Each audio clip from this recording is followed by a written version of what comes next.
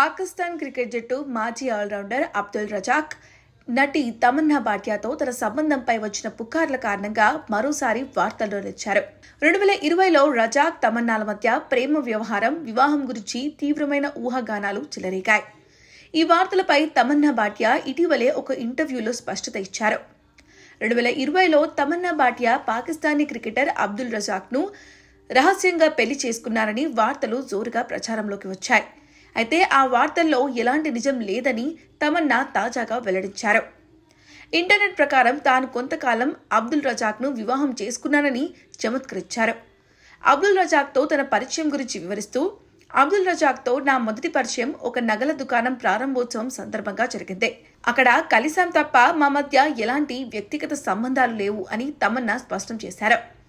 ఈ పుకార్ల వల్ల తాను ఎంతో సిగ్గుపడ్డానని, క్షమించండి సార్, మీకు పిల్లలు ఉన్నారు, మీ జీవితం గురించి నాకు ఏమీ తెలియదు, కానీ ఈ పుకార్లు చాలా సిగ్గుచేటుగా ఉన్నాయి అంటూ రజాక్కు పరోక్షంగా క్షమాపణలు కూడా చెప్పారు.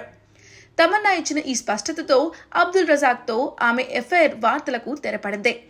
అయితే అబ్దుల్ రజాక్ పాకిస్తాన్ క్రికెట్ జట్టులో గొప్ప ఆల్రౌండర్. అతను 1996లో పాకిస్తాన్ తరపున అంతర్జాతీయ అరంగేట్రం చేశాడు. అబ్దుల్ రజాక్ తన మీడియం పేస్ బౌలింగ్తో పాటు తన వేగవంతమైన బ్యాటింగ్కు కూడా ప్రసిద్ధి చెందారు. తన ఆల్రౌండ్ ఆటతో అతను పాకిస్తాన్కు చాలాసార్లు విజయం సాధించడంలో కీలక పాత్ర పోషించాడు.